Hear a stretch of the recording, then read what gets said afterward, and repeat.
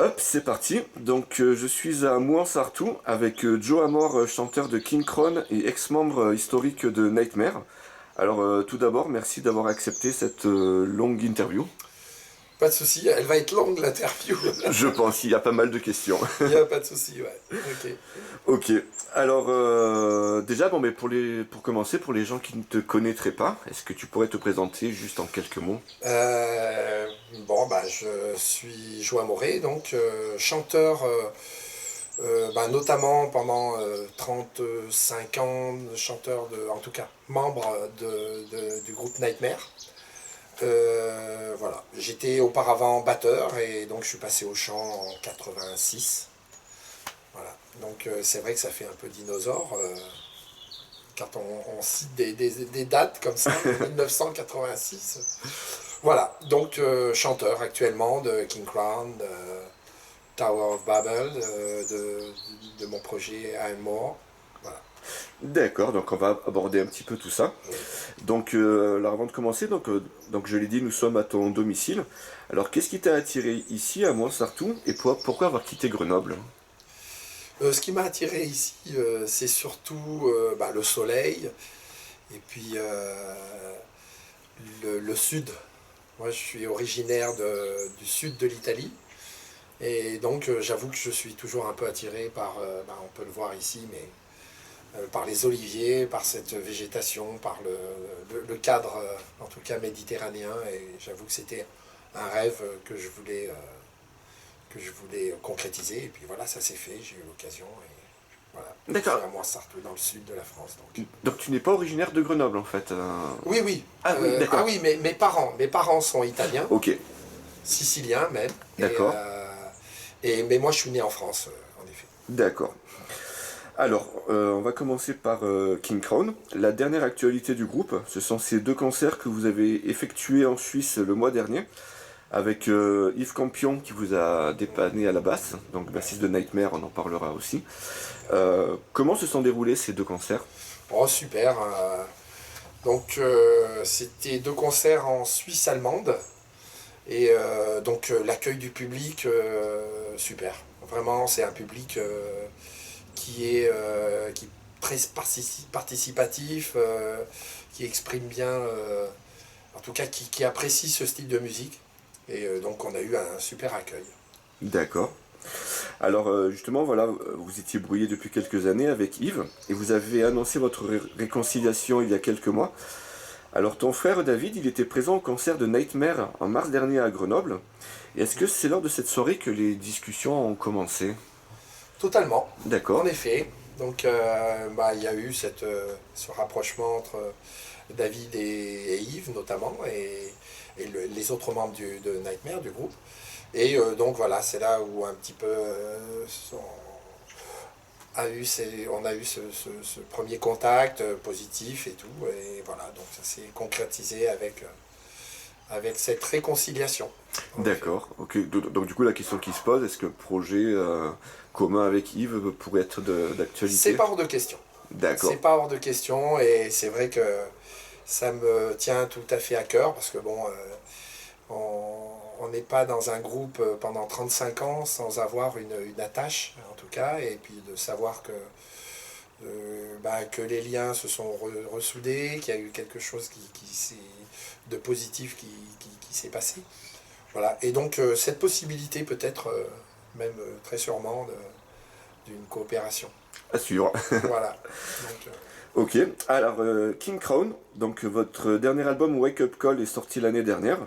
Alors je voulais d'abord te féliciter car je trouve que c'est un des meilleurs de ta carrière. ah, super. Voilà, quelles sont les retombées que vous avez eues concernant cet album? Et ben, cet album, en effet, on a eu des super retours dès le début, dès la sortie de cet album. Peut-être parce que justement avec l'arrivée notamment de Seb Chabot, de Bob Saliba et de Sed Leger Mhm. dans le groupe, on fait que ça a donné une couleur à notre musique qu'on n'avait pas l'habitude, que j'avais pas l'habitude d'interpréter en tout cas. Et ça m'a donné l'occasion de chanter dans un registre un peu différent, en tout cas la musique a évolué vers quelque chose de plus mélodique, plus entraînant, plus... Je vais dire c'est une musique un peu plus positive. D'accord. Voilà, donc, l'accueil a été très bon par les médias notamment, et le public aussi, souvent, ce que tu viens de dire, que c'est peut-être, semble-t-il, en tout cas, À mon goût. un des meilleurs albums qu'on ait fait. Je confirme que c'est quand même le sentiment un peu général. Oui. D'accord. Alors, lors de la promo de cet album en question, j'ai vu que tu as été interviewé dans l'émission de Jackie. Ouais. Alors, perso, il m'a un peu exaspéré parce qu'il enchaîne les questions, il te laisse à peine le temps de répondre. Est-ce que tu en gardes quand même un bon souvenir Un super souvenir. Oui. Non, un super souvenir. Ce que tu dis là, je ne l'ai même pas senti quand on est d'accord. dans le... C'est une émission télé, donc quelque part, il y a l'image, il y a tout, et je pense qu'il y a les délais aussi, et puis on était plusieurs artistes donc D'accord. à présenter nos albums et notre produit, donc quelque part, ça s'entend. Non, ça a été une super expérience, et notamment avec un passage en live Oui. pendant une émission télé, c'est quand même quelque chose de super. Même si ça a été un peu folklorique, mais vraiment génial. Un très très bon souvenir en tout cas. D'accord. En Donc, tout cas, je remercie la personne qui nous a permis de faire ce passage télé. Quoi. d'accord, donc c'est Jackie, l'ancien du Club Dorothée, quoi. Voilà. Ok. On s'est rencontrés, c'était au Tribal Fest en août dernier. C'est là qu'on a planifié cette interview. Comment est-ce que tu as trouvé cette édition? C'est une des meilleures éditions, personnellement, D'accord. du Tribal. Bon, d'une part, parce que je parle un petit peu, je prêchais un petit peu pour mon église, pour mon clocher. Il y avait Alcatraz en tête d'affiche, et donc c'est un groupe que j'apprécie tout particulièrement, notamment par la présence de Dougie White, quand même, des personnages comme Dougie White, comme Joe Stump. Mhm. La personne avec qui, Joe Stump, avec qui j'ai des liens assez forts aussi, musicaux en tout cas. D'accord, donc justement, voilà, donc en tête d'affiche, tu viens de le dire, on retrouvait Alcatraz, dans lequel officie Joe Stump à la guitare. Donc c'est le même Joe Stump qui joue dans Tower of Babel, groupe que tu as rejoint donc en 2021. Est-ce que du coup, lors de cette soirée, vous avez un petit peu pu échanger sur sur l'avenir de ce groupe Tout à fait, oui, bien sûr, c'était l'occasion. Il était à quelques kilomètres de mon domicile. Donc Joe Stump, pour le rappeler, donc c'est un gars qui habite sur Boston, Oui. aux États-Unis. Donc quand il est en France, il faut en profiter pour discuter, pour planifier des trucs, en effet. Et donc, oui, on a beaucoup parlé du prochain album de Tower of Babel, en effet. D'accord, donc à l'heure actuelle, qu'est-ce que tu peux nous dire sur cet album en question? Cet album, ça va être une tuerie. Parce que, Tower of Babel rassemble quand même des pointures. Oui. Des pointures internationales. Oui. Et donc, le produit, donc, la musique de Tower of Babel est vraiment une musique qui me touche tout particulièrement par ses influences, années 80-90. D'accord. Et non, vraiment, c'est un projet qui va voir le jour très prochainement. Donc là, actuellement, on travaille sur le deuxième album de Tower of Babel, donc, dans lequel je chante, en effet. D'accord. Voilà, donc il y a un album où vraiment, j'ai pu m'exprimer totalement sur une musique que j'aime beaucoup, et des musiciens que j'apprécie aussi. D'accord. Parmi le line-up, j'ai noté qu'il y avait Mark Cross qui était batteur d'Halloween Ouais. le temps de 2 titres en fait sur un ancien album, quoi. Entre autres, donc c'est un gars qui touche beaucoup qui a un pédigré incroyable. Oui. Donc il a joué dans Metallium, dans Firewind, Outlawed aussi. Outlaw, Oui. hein, Ok. ouais. Et donc a fait même un remplacement chez Scorpion Oui, exact. aussi. Donc c'est un gars qui a une expérience incroyable, et D'accord. c'est vraiment plaisant de jouer avec des gars comme ça, en tout cas.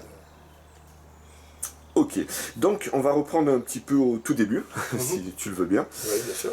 Donc, donc tu es né le 7 janvier, mais je n'ai pas trouvé l'année. Est-ce qu'on peut la donner ou on laisse planer le mystère? On va laisser planer le mystère. On laisse Non, planer le non, mystère. il n'y a pas de souci. Non, non, je suis né en 1962. D'accord. Donc Donc avec David, vous avez 10 ans d'écart. 11 ans quasiment. 11 ans Ouais, d'écart. parce que lui, moi je suis du début et lui de la fin. D'accord, ok. Donc de l'année. Ok. Alors ton premier instrument, c'était la batterie. Comment est-ce que tu y es venu à cet instrument et quelles étaient tes références en tant que batteur? Bah, je suis venu tout naturellement, donc en voyant, je pense que c'était un groupe de bal à un mariage, donc il y avait un groupe qui jouait donc en live et de voir cette batterie, le gars taper, c'est vraiment je me suis dit ah non un jour il faut que je joue de cet instrument-là. Vraiment, D'accord. ça a été comme ça lors d'un concert. Et donc voilà, donc dès que j'ai pu, j'ai eu un ami au lycée, qui était batteur et qui m'a donné 2 baguettes en me disant tiens, si tu aimes la batterie, tu pourrais travailler un petit peu comme ça, comme ça. Voilà. Mhm. Donc pendant les cours, je tapais un peu comme ça. Donc le papa, maman, ta ta ta ta ta ta Oui, ta bah ta oui, ta ta ta je ta connais. Ouais. pour travailler la souplesse et puis l'indépendance des mains. D'accord. Voilà, donc voilà. C'est comme ça qu'est venue cette envie de faire de la batterie, quoi. Et du coup, c'est toi qui as transmis cette envie à David ou c'est... Oui, dans le sens où donc on répétait, pendant très très longtemps on a répété chez mes parents, donc au sous-sol de la maison. D'accord. Et donc David avait 9 ans, je crois, 9 ans.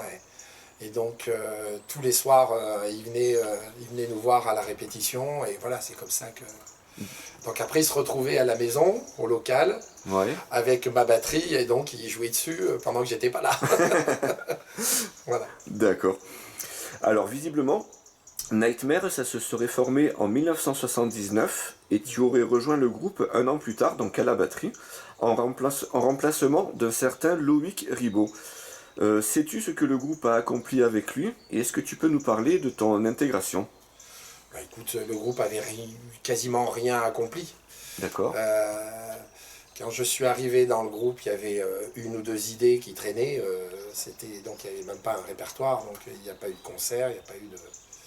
Mais bon, c'est pour ça que quand j'en parle, je dis que j'y suis quasiment à l'origine, quoi. D'accord. C'était ton tout premier groupe, Nightmare? Non, pas du tout. J'avais déjà officié au sein de 2 groupes. Ok. Un groupe que j'avais monté, non, que j'avais pas monté, que j'avais rejoint et qu'on avait nommé Starblick, Ok. avec notamment un ami qui était guitariste et donc que j'ai rejoint dans ce groupe-là. Donc on a dû jouer. Déjà, on avait fait de la scène déjà. Mes premières scènes, c'était avec ce groupe-là. Starblick, d'accord. Starblick. Ensuite, j'ai rejoint un groupe qui venait donc d'une petite ville près de Grenoble qui s'appelle Visil. Un groupe... Comme la ville en fait ou... Comme Visil comme la ville Non, la ville, non, non. Ah oui, d'accord. C'était le nom de la Oui, ville. ok. Ah. Donc la ville Visil. Et le groupe s'appelait Imagine. Ok. Donc voilà. Donc pareil, quelques concerts. Et donc j'avais quand même déjà un peu d'expérience déjà. Et on peut trouver des traces quelque part de ces 2 groupes ou c'est... Non, pas du tout. Je Non. pense pas. Moi-même, je dois avoir quelques cassettes. D'accord. Mais comme j'ai plus de lecteur cassette, j'ai un Oui. peu du mal à les réécouter. Ça devient compliqué de nos jours. Oui, c'est vrai. Ok, donc, alors avec Nightmare, vous sortez 3 démos entre 1981 et 1983, avec de nombreux changements de chanteurs et guitaristes. Alors la 3e démo, elle est disponible sur la réédition du premier album. Oui, sur la réédition du premier album. Mais peut-on écouter donc la première démo, ainsi que Maudit ton destin, donc la seconde, quelque part? Sur des cassettes. D'accord. Sur des cassettes, étant donné que à l'époque, pour sortir un CD, déjà, il n'existait pas. Mhm. Donc il fallait être signé pour sortir un vinyle. Et donc, comme on n'était pas signé, les seuls résultats, c'était des cassettes qu'on fabriquait nous-mêmes et qu'on distribuait lors des concerts. Ouais, Et donc, je dois avoir ça quelque part, en effet. d'accord. Mais c'est très... c'est collector, parce que... Oui, j'imagine, en ligne, j'ai Déjà rien avec, trouvé, quoi. donc, comme tu le précisais, avec des textes en français. Oui, Et donc, j'avoue que ouais, ça reste collector, en tout cas.